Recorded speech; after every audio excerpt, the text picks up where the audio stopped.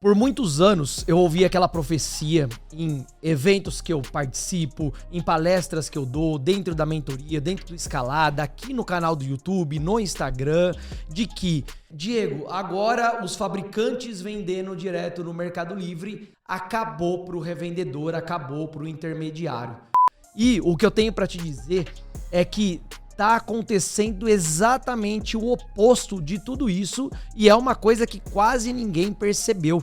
Então eu vou te explicar nesse vídeo por que os fabricantes estão recuando do B2C e aonde que isso pode impactar na sua operação como revendedor de marketplace. Então fica comigo nesse vídeo até o final que você vai entender. E olha só, pessoal, antes de nós iniciarmos com o conteúdo, eu quero mostrar para vocês aqui o que eu acabei de receber do YouTube, né? Recebi nesse final de semana. Present to Diego Rosa for passing 1 million subscribers, ou seja, nós chegamos finalmente a 1 milhão de inscritos aqui no canal do YouTube. Na verdade, nós já passamos, né? A gente atingiu há um tempo atrás, essa placa estava sendo produzida, eu recebi ela agora. Isso nos coloca na posição de maior canal de marketplace do Brasil e eu arriscaria dizer do mundo, tá? Porque marketplace como o Mercado Livre, etc., a gente não tem nenhum outro canal tão grande quanto o nosso, com mais de 1 milhão, que fala somente de marketplace, tá? Então eu quero agradecer a todos vocês, porque sem vocês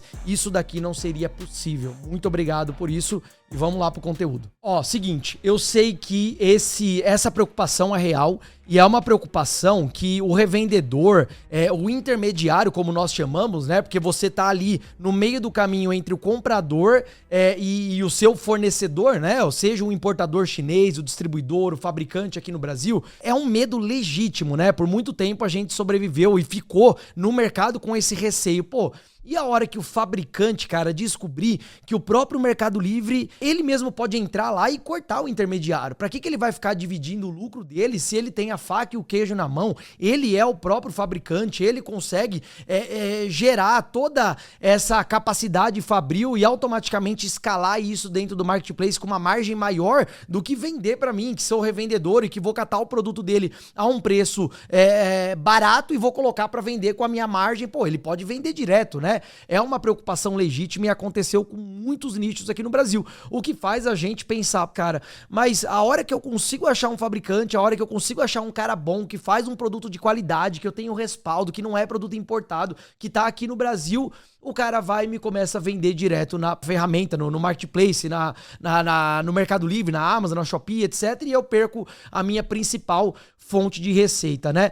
Isso aconteceu de fato, por muito tempo aconteceu e ainda acontece, obviamente, principalmente com aqueles fabricantes que ainda são desavisados. Mas olha só, eu tô percebendo um movimento oposto de tudo isso que eu tô falando aqui agora, de muito fabricante que entrou nesse mercado e se viu numa posição ali de vulnerabilidade, onde isso imputa a ele vários outros problemas que eu vou discorrer ao longo desse vídeo. Você vai entender aonde que você sai ganhando sendo de fato um revendedor. E outra, obviamente, quais cuidados nós temos que ter para não voltarmos a cair nessa armadilha, tá? De pensar isso e de repente ficar sem uma perspectiva de venda. Onde que eu percebi, na verdade, essa transição de mentalidade do público e do fabricante, né, que estava acostumado a vender só para outras empresas e não para o consumidor final. É natural essa dor, essa preocupação, ela é genuína e de fato aconteceu, né? Muitos mentorados meus que tinham um fabricante que fornecia uma mercadoria e os fabricantes perceberam que esses clientes estavam crescendo e fazendo pedidos cada vez maiores e muitas vezes sobrecarregando até a capacidade fabril desses caras para vender dentro da internet. Isso chama atenção, né? Faz o fabricante pensar assim, cara, eu tô aqui com um monte de funcionário, um monte de peão e processo trabalhista e máquina que quebra, tô vendendo almoço para pagar a janta, uma margem apertadíssima e tem um cara comprando a rodo aqui, mesmo quando eu faço um ajuste de preço, o cara continua comprando e continua vendendo, aumentando o poder de compra comigo. O que eu tô fazendo de errado? Por que eu não tô nesses canais? Por que eu não consigo vender assim, né? Isso foi a mentalidade de muito fabricante, principalmente de 2022 para cá, e muitos deles entraram pra internet, muitos deles entraram pro marketplace, né? Porque afinal de contas, pô, se você vê um lugar vendendo muito mais do que na sua fábrica, onde você tem inadimplência, onde você tem uma série de problemas, por que não entrar direto na venda final, né? Vender direto para o consumidor final, o que nós chamamos de B2C, né? O Business to Customer. E nós temos o B2B, que é o Business to Business, que é quando você vende direto para a empresa, que é, né, normalmente o modelo de negócio de um fabricante. Só que como que eu percebi, aonde que eu notei que esses caras estão recuando, né, pessoal? Eu já fui fabricante. Pra quem não sabe, de 2013 pra cá, eu vendi minha empresa em 2021. E de 2013 até 2021, eu tive inúmeras fábricas. Eu tive uma fábrica de equipamento esportivo, eu tive uma fábrica de suplemento, depois virou uma fábrica de pasta de amendoim. Eu tive uma cartonagem, né, que fabricava caixa de papelão. Então eu sei do que eu tô falando. Eu sei do que é você vender pro B2B e você ter uma carteira de cliente fidelizada com você, uma carteira de cliente que traz previsibilidade de receita para o seu negócio e você pode contar com aquele recebível nos próximos meses para se programar financeiramente, para investir no seu negócio, para comprar mais maquinários, para contratar, né? Igual na época eu tinha 3 galpões, eu construí mezanino, eu aluguei um prédio onde eu fiz meu showroom. Tudo isso porque eu tinha uma previsibilidade de uma receita, né? Vendia no B2C com a minha fábrica. A minha fábrica de equipamentos fitness era voltada para B2C e também para B2B numa vertente de montar uma academia pronta e tudo mais. Mas, digamos que 90% da receita era B2C. Só que na cartonagem e na fábrica de pasta de amendoim, ela era totalmente voltada para o B2B. E não dava para abrir mão desse cliente, né? E o que acontece, pessoal? Quando o fabricante ele entra direto para o marketplace, ele se depara com um problema que ele não tinha antes. Primeiro, o modelo de negócio dele foi todo preparado para B2B. Ou seja, B2B é eu fabricar em grande quantidade, vender pedidos grandes para o mesmo cliente, né? Ou, sei lá, um lojista, um distribuidor, um revendedor, vender um pedido grande e automaticamente emitir para ele uma condição de pagamento, uma duplicata e etc. Descontar isso no banco e trabalhar com a antecipação desse dinheiro. Vendendo em grande quantidade, não vendendo picadinho, vendendo 10 mil peças por dia, por semana, por mês, né? Eu vendo tudo isso para uma única pessoa e não para 10 mil pessoas diferentes.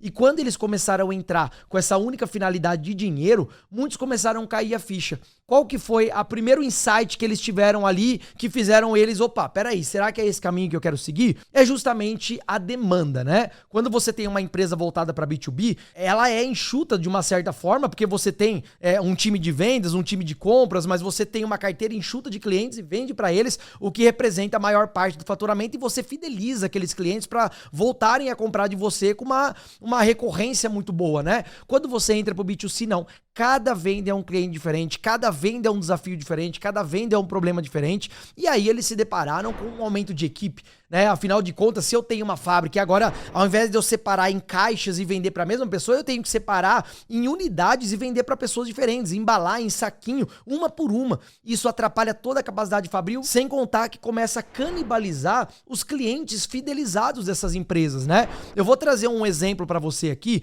de um mentorado. Olha só, eu vou mostrar aqui na tela do computador, presta atenção.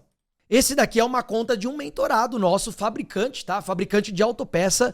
Ele começou com a gente no ano passado, 2025. Olha aqui, ó.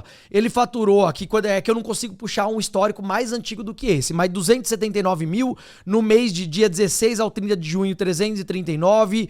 Quando eu pego aqui o mês de julho dele, ele fez 1.113.000, né? Ele teve um crescimento gigante porque era fabricante, tinha um bom produto, conheceu a nossa empresa através de um revendedor deles que vendia no marketplace e era cliente nosso, né? Ele era mentorado nosso. Ele descobriu, veio atrás da gente e passou a vender direto também, tá? Então olha aqui, mês de agosto 1.700.000 e pouco, quase 2 milhões. E a gente conseguiu manter uma média, cara, de 1.700.000, passou de 2 milhões aqui o faturamento dele, ó, 2.171.000, mês de novembro aqui, ó, 2.120.000, ele conseguiu segurar esse faturamento de 2 milhões por muito tempo, ó, aqui na mentoria, porque ele viu que esse era o limite dele, o teto que ele conseguia trabalhar sem ter maiores problemas e começar a canibalizar os clientes dele, né, de B2B. Mas na verdade isso aconteceu, ó, ele chegou no faturamento de 2.300.000 em março de 26, a gente tá falando de agora presta atenção o que aconteceu aqui, pessoal. Abril caiu para 578.000, e a gente tá aqui, o mês de maio dele caiu para 263 e agora quando pega os últimos 30 dias, 147.000. Ou seja, na última conversa que eu tive com ele, qual que foi a conclusão que ele chegou?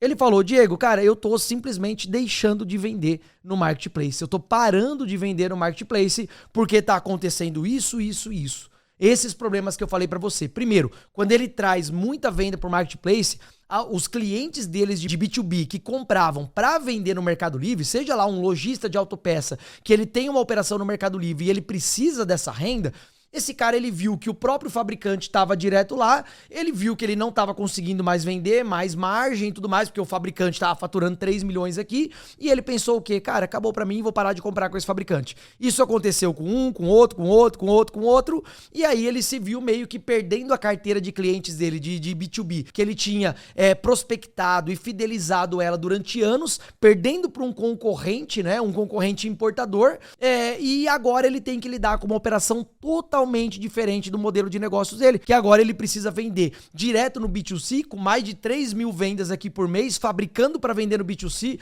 com um monte de gente abrindo reclamação, devolução, experiência de compra caindo, as coisas, os problemas acontecendo, os problemas que nós conhecemos, né? Afinal de contas, vocês que não são fabricantes, não tem outra opção, né? Você abrir uma fábrica, montar uma fábrica, é infinitamente mais desafiador, exige um grau de conhecimento técnico muito maior, uma curva de aprendizagem maior, um investimento muito maior, então a gente não tem opção, a gente precisa revender alguma coisa de alguém, do importador, do fabricante, etc. A gente precisa fazer isso. Só que os fabricantes agora eles estão caindo na real de que o modelo de negócio deles ele precisa ser 100% pivotado para deixar de vender para o B2B e começar a vender para o B2C. E às vezes não é nem deixar de vender para o B2B, é uma consequência, um colateral do próprio fabricante entrar no Mercado Livre.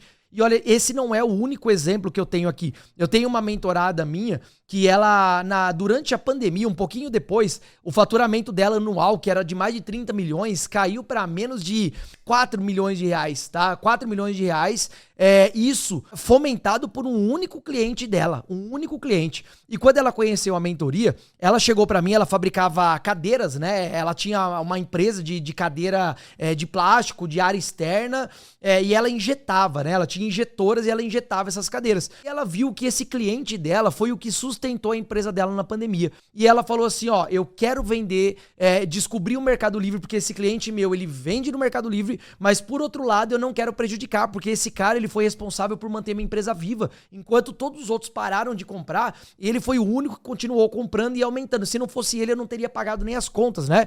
Ela começou a vender no Mercado Livre na época com a gente montou uma linha separado para ela não canibalizar o próprio cliente dela, tá? Afinal de contas, a receita que ela tinha daquele cliente ainda era muito importante, porque ele era o único grande que havia sobrevivido ali. Ela tinha vários outros clientinhos pequenos, mas se fosse somar tudo que eles faturavam, não dava 30% do que esse único cliente que vendia no Mercado Livre faturava. Aí a gente montou uma linha de produtos específico para Mercado Livre para ela, para não concorrer com o cliente dela. E mesmo assim ela não teve assim o melhor resultado, porque o modelo que o cliente vendia era fantástico, né? E aí eu falei para ela, vamos fazer o seguinte, vamos trabalhar com um novo modelo. Só que esse novo modelo dependia dela fazer um novo molde. Pra vocês terem uma ideia, um molde de uma cadeira custa mais de 300, 400 mil reais. Né? Ferro é um material usinado, aço 4140. Eu sei porque eu já tive muito molde de ferro. É caríssimo, tá? E aí a gente entrou numa linha de importação, catou uma empresa da China que já fabricava algumas cadeiras dentro dos moldes deles e começamos a importar no modelo que não tinha no Brasil e que era similar ao modelo que ela fabricava. Dessa forma, ela manteve o B2B intacto e entrou com uma linha B2C sem canibalizar o público dela, né? Ou seja, ela continuou trabalhando com a fábrica normalmente, fornecendo para B2B, para revendedores como nós que trabalhamos dentro da internet, tá? Mas olha só, presta atenção, tá? Isso não quer dizer que você, como revendedor, tá salvo desse negócio, em hipótese alguma. Você tá numa fase 1 da sua empresa onde você tem que vender qualquer coisa, revender qualquer segmento para poder gerar caixa e a partir desse caixa você crescer. Você conseguiu entender os problemas que os fabricantes estão enfrentando e por isso que muitos deles estão saindo? E os que entram descobrem isso cedo ou tarde, que ali não é o melhor lugar para eles? justamente porque pivota todo o modelo de negócio deles. Eles estão acostumados com B2B de anos, às vezes de décadas que essa indústria existe, que fidelizou, que fez um nome de uma marca, que a marca, a fábrica ganhou credibilidade, e eles vendem para várias empresas e as empresas compram dele por conta da marca, por conta do atendimento, por conta da atenção que o vendedor dá, né? Por conta de toda a estrutura que eles montaram, e do nada eles colocam isso de escanteio para vender direto pro cliente final. E aí eles descobrem da pior forma possível que isso que eles estão fazendo tá prejudicando o modelo de negócio principal, que manteve a empresa crescendo durante décadas, durante anos, né, para trocar por algo B2C, né, como marketplace, que é algo temporário, que eles nunca validaram, que eles terão que passar por uma curva de aprendizagem muito grande, montar uma estrutura diferente para trabalhar com isso, e definitivamente não vale a pena, tá? Mas por que eu falo que você não tá salvo e esse não é o caminho de você vender deliberadamente, sem pensar num próximo passo, não é o melhor dos caminhos, tá? Porque cedo ou tarde, o problema que acontece com eles vai acontecer com você, de justamente perceber que aquilo não vai te levar a lugar nenhum. Você sabe por quê? Porque o que manteve eles de pé? O que manteve eles como uma empresa consolidada, como um fabricante consolidado? Justamente a marca, justamente a força daquilo que eles criaram, no renome da empresa que eles construíram ao longo de anos. Pois é, você como um revendedor de marketplace, não tem problema começar assim, muita gente começa, esse é o caminho ideal para você construir algo, para você pelo menos ter, vislumbrar algo, e depois, cara, o melhor caminho, o caminho infalível, que foi a forma que eu comecei, a forma que a gente trabalha aqui dentro da mentoria para que os nossos mentorados atinjam esse nível de maturidade, é justamente você buscar um nicho para trabalhar, você criar uma marca em torno desse nicho e principalmente ter uma operação de verdade. Uma operação de verdade, ela envolve não só vender no Mercado Livre, mas você pulverizar, você ter uma previsibilidade de receita e trazer segurança para o seu negócio, vendendo em mais frentes de B2C, ou seja, em outros marketplaces, quando chegar o momento exato para isso. E depois que você se consolidar no B2C, você vai fazer a mesma coisa que a fábrica fez, só que agora o oposto. Você tá indo para um caminho mais difícil, mais oneroso, mais trabalhoso, para um caminho de B2B, onde você trabalha com uma carteira limitada de clientes que vão trazer a maior parte da sua receita, tá? Então esse é o caminho de uma empresa consolidada, foi isso que eu fiz na minha vida ao longo desses anos e é isso que a gente ensina aqui dentro da mentoria. Bom, espero que esse vídeo tenha tranquilizado você que é revendedor de que não é como as pessoas pensam, os fabricantes estão deixando de fazer isso abre margem para nós, tá? Pra gente ir lá e poder negociar melhores condições com o fabricante, poder colocar uma cláusula de exclusividade se você representa boa parte da receita daquele fabricante, né? E poder construir seu negócio em torno disso. E se você tiver interesse, se você tem uma empresa, tá vendendo no Mercado Livre e quer chegar nesse ponto de maturidade, conte com a nossa ajuda da nossa mentoria, eu vou deixar o link aqui na descrição, tá? Mentoria número 1 do mercado. O link aqui na bio escrito Mentoria Escalada, preencher o formulário que um consultor meu vai entrar em contato com você. Bom, espero que vocês tenham gostado do vídeo, deixa nos comentários, curte, se inscreve no canal se não é inscrito, tamo junto e até o próximo vídeo.